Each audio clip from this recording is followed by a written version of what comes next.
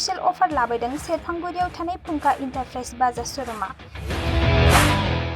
Bajaj bike सालायनो मोजां मोनग्रा सुबुंफोरनि थाखाय गाहाम खौरां।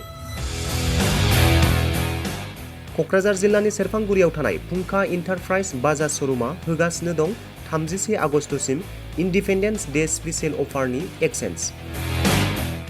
बाइक बायगिरि बिथांमोना इसेल' बिबांनि रां होग्रोनानै प्लेटिनानि मडेल, बाजाज सिटीनि मडेल आरो पालसार 125 नि गासैबो मडेलनि बाइकखौ आरसि आरो इन्सुरेन्स लाफानानै 10,999 रां बेसेनावनो ल'एस्ट डाउन पेमेन्ट होनानै बाइक लानो हागोन आरो 1,000 रां होग्रोनानै गोसोबायदि बाइकखौ आवग्रिनानै दोननो हागोन। सेरफांगुरि फुंखा इन्टारप्राइज बाजाज श'रुमजों लोगोसे सराइबिल फुंखा इन्टारप्राइज बाजाज श'रुमावबो बाइक बायगिरि बिथांमोना खुंफुंजानाय इन्डिपेन्डेन्स डे स्पेशल अफार लोगोसे एक्सेन्जआव फैनानै नोंथांमोननि बाजाजनि बाइकखौ लांफैनो हागोन।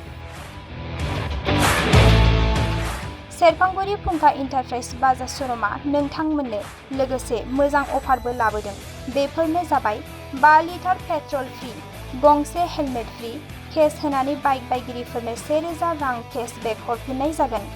आबुङै मिथिबावनो थाखाय 9395303476 9101547892 जानबुं नम्बराव खौरां लाहरनो हागोन।